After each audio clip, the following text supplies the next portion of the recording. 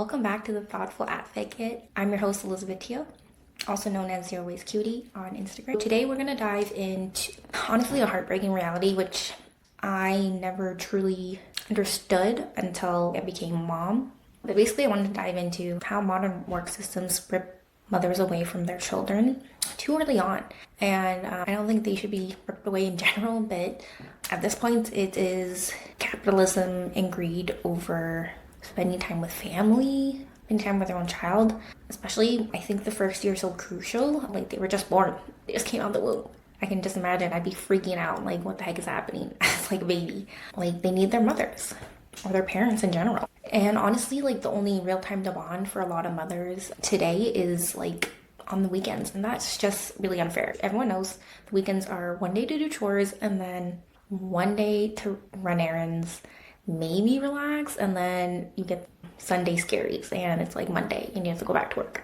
So it's just truly unfair and something needs to change. But yeah, the system really prioritizes productivity over humanity and human needs. I don't think we're designed to be forced back to go to work as soon as the baby's born. Like, it's just not natural. Okay, so I'm gonna give the US an example and just picture this. So a mom just gives birth, right? And within weeks, sometimes days, she's expected to return to work. Do you know how wild that is? I just went through labor myself. I was dying on the table. Like, my contractions came in. I thought I was gonna die. Can you see this? No, you can't. It's so light. It looks like little bite marks, but basically those are my scars from the IV they tried to put in me because they couldn't find my veins, and they poked me a bunch of times.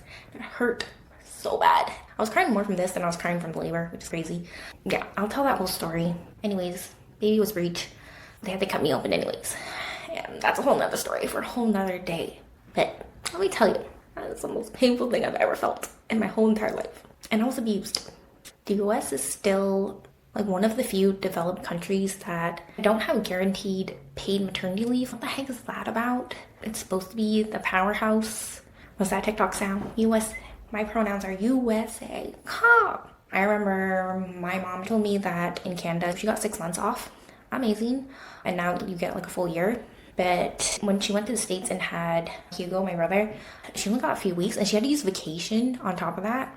And that's just ridiculous. Like, how could we put, honestly, like, meetings and these stupid things, like, over, like, a new life? It's just wild to me, and it needs to stop. Yeah, you can see I'm amped up because I'm pissed. It just doesn't make any sense. We're not, like, cows. Like, even, like, cows. Like, it's just, I don't know, like, moms are being, like, treated like animals in the US. It's just wild. Recovery takes a long time. They say the pregnancy hormone doesn't go away for another 2 years after postpartum. So they'd be expected to go back like within a month, a few days. It's ridiculous. Like, girl, you haven't even healed it. You're down there. And I remember having a C-section. I was still in pain. I'm still in pain. I still feel pain in my cut area. Like, sometimes I walk and I feel like something's about to rip out my vagina. It's just ridiculous. And at the same time, like, meanwhile, as we didn't have enough problems, like, childcare costs are skyrocketing. And honestly, it's like an impossible choice. Like, you're trying to choose and make money for your family or be able to take care of your child. And if you leave the workforce, you're screwed. Where's the income going to come from? So it's just a whole lot of jumping through hoops that are not needed to be jumped through. We had a better system. So the average cost of childcare in the US, let's take a guess, $10,000 to $15,000 a year per child. Yeah.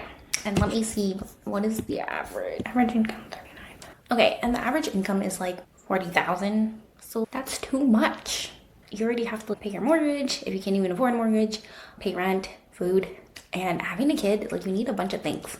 I didn't realize until actually having one, you need a lot. And if you don't have a family that's going to help you out or that wants to help you out, it's tough. It really takes a village. And honestly, with the cost being so high to have children, it's no wonder people these days are opting out. Like, they don't want to have kids because it's getting ridiculous. And then politicians and whatever are complaining that, oh, birth rates are declining. I wonder why. You're not making it possible for us to have children. And yeah, back to this. For mothers who choose to breastfeed, I didn't know how difficult breastfeeding would be until actually doing it. And it is painful. Yeah, you're like, the first couple weeks, you're like waking up almost every hour, every other hour to feed your kid. And if you're pumping or if you're just feeding them on the breast, it hurts. And there's even like when you're pumping, there's even, I don't know what the science is behind it. You can Google it. But basically, I feel depressed at some point, so it must stimulate like some kind of depression or something. It's just like mentally, physically, all around painful. But like I'm doing it because I want my kid to have a healthy immune system. So many mothers are, and some can't. I'm lucky that I can. But going to work and pumping, no. When I asked my mom about it, she said she gave up. Like, it was impossible. Like, she works in finance. She's like a treasury analyst or something now, working in it's long hours. And you don't really get to take breaks. Juggling that and breastfeeding, just impossible. So anyways, we were formula fed. We turned out fine. Fed is best. Oh yeah, and back then they didn't even have like actual, you know how they have those portable pumps now? I got myself one. They didn't have that. They had to like bring in a plug into it. And they were huge. So I don't know how people did it back in the day. Just even now I'm struggling. Anyways, so the stark reality for a lot of parents is they only get the weekends to enjoy their child. Because most of the time the kids in daycare, the parents are at work. And Monday through Friday, it's a blur of drop-offs, pickups, making lunches for them. Exhaustion. Honestly, like even before coming home, just like after work, you're just dead. Like you don't want to do anything. It's like the life has been sucked out of you. So to do all that and have a kid on top of that it's tiring. Okay, so let's get on to the solutions because yes, we can talk about doom and gloom all day, every day. So here are some real solutions that are currently ongoing and that USA needs to emulate. Countries like Sweden, they offer 16 months of paid maternity leave. And that's like split between both parents. In Canada, you get a full year off. You can take up to 18 months, but EI is cut. So you only get like half and your company like tops it off. So I think EI is like pays like 55% of your income or something like that. And then your company can top it off. I'm really lucky to have a company that can top off 90%. A lot of companies don't. My husband only covers 75%, so it's pretty good. There are some states making progress. So California, no surprise, and New York, they started offering paid parental leave. And yeah, they're proving it's possible. The system needs to change. It's outdated. Okay, so today's sponsor is Kind Laundry. Just kidding, they're not really a sponsor, but I do have an affiliate code. Kind Laundry use natural ingredients and it actually comes in these sheets. So much more useful than liquid laundry detergent because that stuff gets messy. With Kind Laundry, you can bring this anywhere. It's literally in a box, pack in your suitcase, and it's that easy. You can get 10% off by using code ZeroWasteCute. Okay, so let's talk about flexible work models. So there's companies out there that offer a bit more flexible work when you have kids. So Patagonia, for example, love them. They have on-site childcare. So this is super helpful because while you're working, at least you know your child's being taken care of. And that way parents don't have to choose between work or family. And John has a coworker, he works for the government. Apparently, like near their office is another government building and they have daycare there. He drops off his kid there and then he goes to work. So nice. We need ways where it's convenient for parents to be able to afford childcare, first of all, but also be able to drop them off so that they can do the good work that they do. And it shouldn't be one or the other. There's also this idea of shorter work weeks. I've always been less pro 4-day work week. We need a 3-day weekend. Again, 1 day is entirely for errands, chores, and you get 1 day to relax. That is not enough. I don't think we were put on this planet to be working 24/7 or at least 5 days a week. No.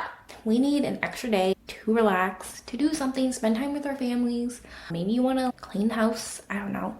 But whatever you want to do with your 3-day weekend, you should be able to. Because we need to prioritize living, not just work. There's also universal childcare. So countries like Finland, they offer affordable, high-quality childcare, offering breastfeeding support. So important because a lot of parents or a lot of moms are doing this for the first time and it can be confusing. Like sometimes you're not supplying enough milk. Sometimes they're not latching on correctly. There's just so many complications that you wouldn't think of until like you're actually there. So yeah, and some workplaces are even dedicating spaces for lactation or breastfeeding, so that way moms can feel comfortable, because it is awkward. First time, like, I was at the hospital, we were in the waiting room with Ace, and yeah, I was breastfeeding.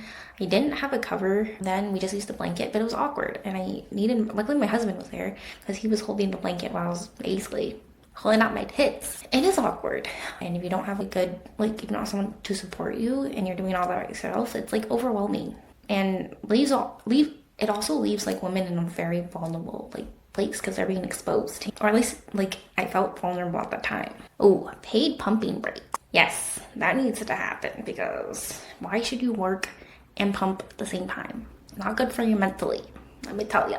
We need to reduce the burdens on working moms. If the economy is so important, then put systems in place to help moms. Anyways, the solution isn't for moms to work harder.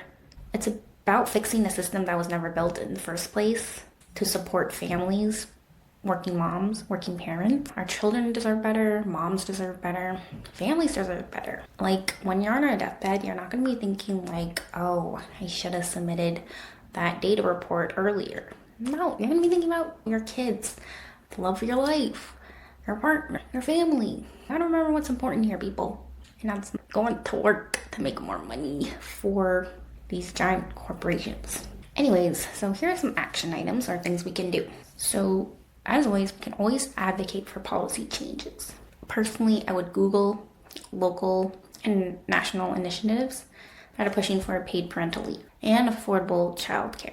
And just see, like, wherever you are in the world, try to support those. Get the word out. Sometimes they have petitions, signatures. You can send your MPP or your local representative, however your system works, and say, hey, yeah, I want to support this. Can you push this? Let's get this going. Let's make it more realistic for moms to actually go to work. Demand better work policies. Talk to your employer about flexible schedules. I know my workplace, I'm very lucky. They're very flexible, especially with if you have doctor appointments or just like appointments in general. As long as you make up your hours, like, you're good. And we need more places like that where it's flexible. You can help build community support, organize local childcare co-ops. I see this lady on TikTok, she does like nanny share. So I think it's like two parents, they come together and they decide to pay a nanny and basically share that cost. And I think that's so smart. We need more of that because nannies are expensive. So if we can make it more affordable, that'd be great. But in the meantime, think about nanny sharing. And we just need more like networks to support working parents. Thank you so much for tuning in to The Thoughtful Advocate. As always, if you enjoyed this episode, please leave a review. I always read them. Please subscribe. And yeah, you can listen to this podcast on Spotify, Apple, SoundCloud, wherever podcasts are. And share this message with someone who you think that would be interested in this episode.